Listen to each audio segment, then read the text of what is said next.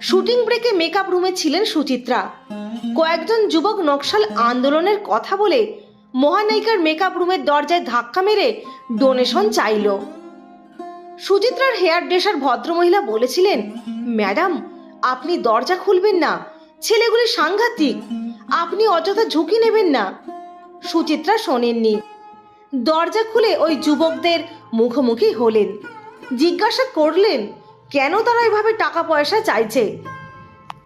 এরপর তাদের মুখের ওপর বললেন, আপনারা পুলিশদের চোরাগোপ্তা খুন করে তাদের স্ত্রীদের বিধবা করছেন, আর আপনারা আমার কাছে চাঁদা চাইতে এসেছেন।